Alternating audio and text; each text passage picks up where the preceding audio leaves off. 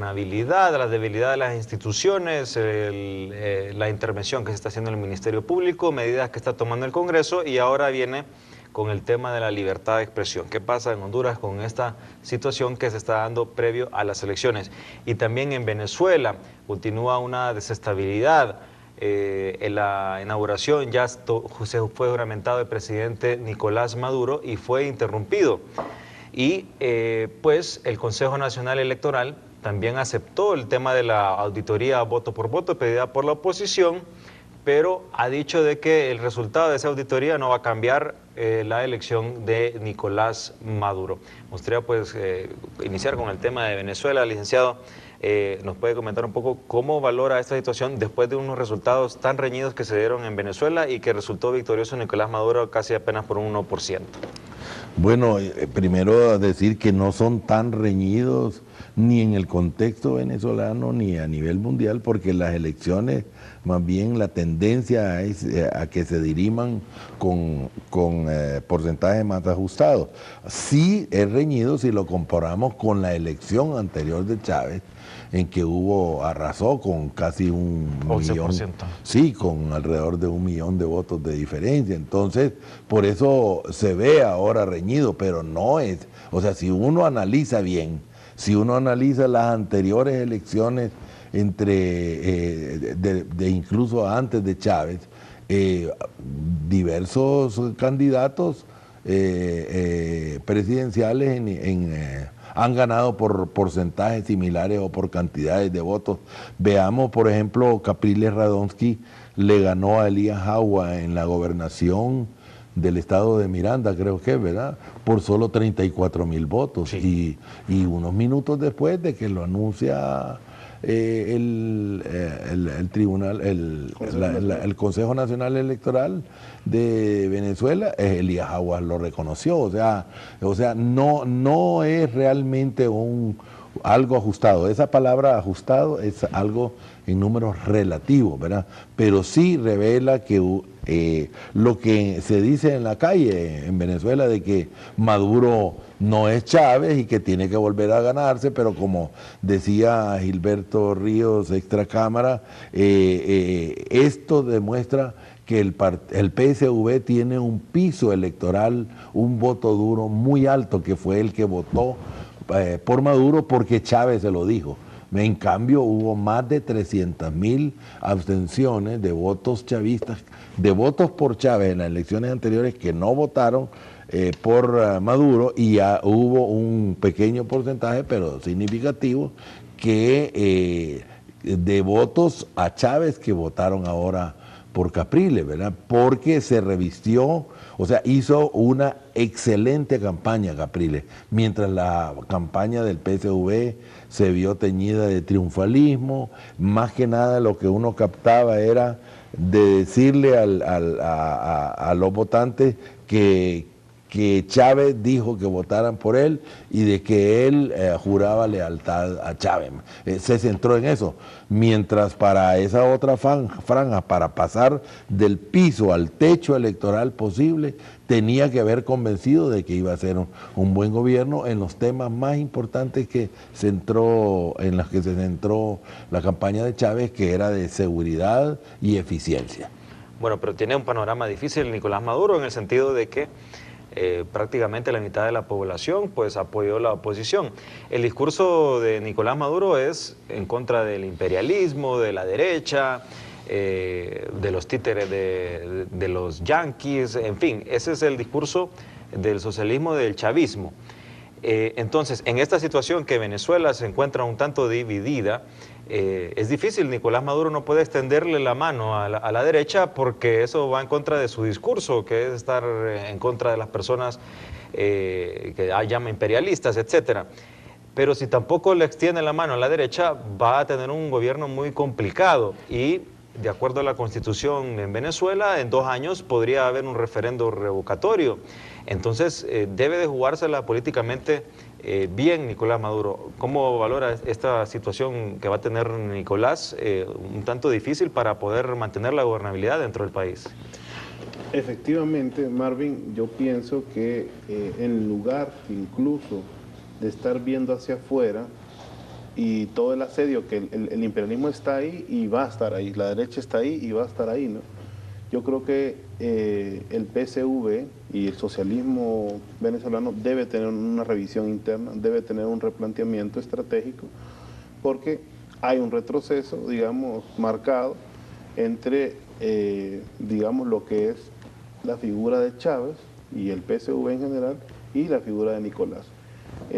Ya viendo de cerca el proceso, hace muy poco yo estuve unos 10 días allá en Caracas y me fijaba que sí, muchos militantes de la causa socialista, revolucionaria de base, son esencialmente chavistas, pues, porque hay que decirlo, este proceso concentró muchísimo en la figura del presidente Chávez. Chávez es una figura increíblemente carismática, bueno, que había recorrido todo el proceso, ¿no? Desde el golpe de Estado del 92, había salido de la cárcel, crear el movimiento Nueva República, etcétera, ¿no? Toda esa trayectoria en la que estuvo, por supuesto, Nicolás, pero que quien era la figura era el presidente Chávez. Y Chávez además protagonizaba y personalizaba muchos de los actos de gobierno, muchos de los actos también de la asistencia social, y eso marcó mucho en la población venezolana. Sin embargo, como ya lo decía Alan, ¿verdad? Podemos ver que hay 7,5 millones de venezolanos que están, digamos, con el voto duro, que no es despreciable, digamos, en América Latina tal vez es proporcionalmente uno de los partidos socialistas que más elevado tiene un discurso y que más voto duro tiene en estos momentos, y hay que decirlo, la campaña de la derecha es poderosa al interno de Venezuela. Nosotros estamos muy influenciados, digamos, por Telesur y tal vez por toda la campaña positiva que se hace en los medios alternativos en Honduras, a favor de todo el proceso bolivariano, pero adentro de Venezuela el 80% de los medios de comunicación están en manos de la derecha y hacen una influencia bastante negativa, perversa, digamos, sobre la opinión pública.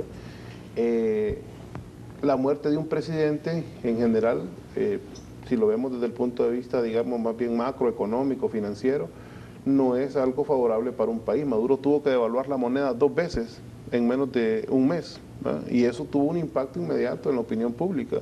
Han manejado mal el tema de la economía, tienen que revisar ese proceso, pero también el hecho de que se te muera un presidente, o sea, vos no invertís en un país hasta ver qué pasa después de las elecciones, ¿verdad? Y han sido 3 meses de enfermedad de un presidente que ha vulnerado también sus finanzas internacionales y su imagen internacional. Y queda demostrado también que los inversionistas o en general el mercado tenía razón, porque ese margen que queda, que puede ser muy positivo para los que somos bolivarianos, revolucionarios, hasta chavistas, como dice Nicolás, pero para los mercados pues siempre es como un momento de recesión, de espera, ¿verdad? De a ver qué pasa, a ver si es cierto, y ellos tienen sus propias encuestas y sus propios números también, ¿verdad? Y tienen que garantizar que el proceso se estabilice para continuar invirtiendo en Venezuela. Entonces todos estos factores juegan, ¿verdad? A favor o en contra, ¿no? De que el proceso continúe. El proceso continúa ahora, pero también hay que ver pues que no es solo un tema de quién es más popular, si Nicolás o Capriles, sino que hay fuerzas nacionales e internacionales que están interviniendo directamente en este proceso. Miramos ahora la actitud de los norteamericanos, totalmente intervencionista, el único país que no ha reconocido todavía el gobierno de Venezuela. Eso es un dato realmente importante, y vemos cómo el gobierno español tuvo que reconocerlo inmediatamente después de una imprudencia de un funcionario de segunda categoría que decía pues que Venezuela tenía un problema de democracia, que había una imposición, que debía mantenerse en el recuento. Nicolás sale inmediatamente y dice tenemos problemas de democracia, bueno, vamos a revisar todos esos contratos que tienen aquí Repsol y todas esas compañías españolas. Inmediatamente el rey de España al día siguiente reconociendo, ahí donde juegan los factores económicos, más allá de la política, ¿verdad?, de la hipocresía, ¿no? Más en la crisis que se encuentra España. Se imaginen que España perdiera todas esas inversiones que tiene en Venezuela o en América Latina, se cae estrepitosamente. Sí. Entonces yo siento y creo que también hay que situar el análisis político en medio del análisis de la crisis financiera internacional y por supuesto los intereses que se juegan en esa nación del norte. Bueno, me llama poderosamente curiosidad por el tema que menciona, el tema económico, y es algo que yo me he fijado siempre. Bueno, Hugo Chávez siempre mantuvo un discurso anti-yanqui, pero los negocios siempre se mantienen con Estados Unidos. 20% del petróleo. Entonces, lo mismo podría hacer ahora con Estados Unidos para que lo reconozcan. Venezuela tenía 7 y tiene 6 refinerías propias del Estado venezolano en Estados Unidos. Y gasolineras también. Gasolineras, miles de gasolineras. Sí, pero ¿cree que podría venirse las condiciones para un referendo revocatorio en Sin duda. 2 años? Sin duda la oposición lo va a intentar. De que gane o no depende de las ejecutorias, de que lo que logre avanzar en su programa Maduro, ¿verdad? El gobierno tiene que concentrarse en los temas de campaña de Chávez y luego de Maduro ahora, que son los temas de eficientar la administración pública y bajar los índices de inseguridad. Si logra demostrar en los próximos 2 años que ha avanzado en ese campo, puede vencer un eventual referendo revocatorio que casi con seguridad lo va a intentar la oposición. Bueno, ahora recordamos las reformas que se hizo en el tiempo de Hugo Chávez cuando se aprobó la reelección de Venezuela. Y por supuesto, la defensa de Hugo Chávez siempre fue, bueno, es cierto, va a haber reelección, pero si hay un gobierno malo, dice, en 2 años va a haber un referendo revocatorio, y esto le significó apoyo a estas reformas. Si bien es cierto, nunca se ha utilizado este referendo revocatorio, lo que se obtuvo fueron más de 16 años de gobierno de Hugo Chávez. Llevo esto a colación porque aquí también se ha especulado mucho de que el tema de la reelección.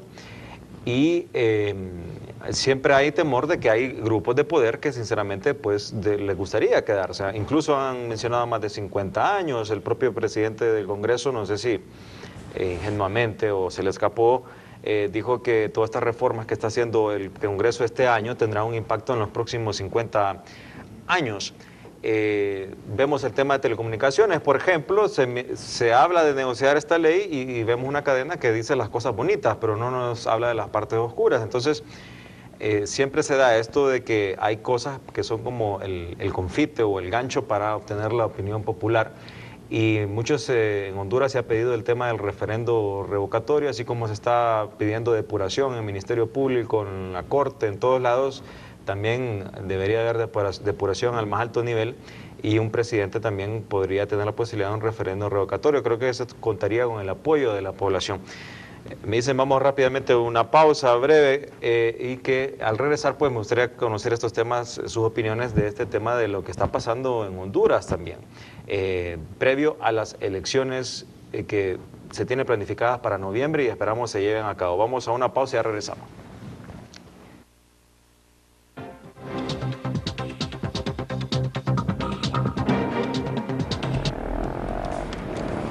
Así sobreviven hoy. Continúa una desestabilidad. En la inauguración ya se fue juramentado el presidente Nicolás Maduro y fue interrumpido. Y pues el Consejo Nacional Electoral también aceptó el tema de la auditoría voto por voto pedida por la oposición, pero ha dicho de que el resultado de esa auditoría no va a cambiar la elección de Nicolás Maduro. Me gustaría pues iniciar con el tema de Venezuela. Licenciado, ¿nos puede comentar un poco cómo valora esta situación después de unos resultados tan reñidos que se dieron en Venezuela? Con porcentajes más ajustados. Sí es reñido si lo comparamos con la elección anterior de Chávez, en que arrasó con casi 1 millón. Sí, con alrededor de 1 millón de votos de diferencia. Entonces, por eso se ve ahora reñido. La debilidad de las instituciones, la intervención que se está haciendo en el Ministerio Público, medidas que está tomando el Congreso y ahora viene con el tema de la libertad de expresión. ¿Qué pasa en Honduras con esta situación que se está dando previo a las elecciones? Y también en Venezuela, que resultó victorioso Nicolás Maduro casi apenas por un 1%.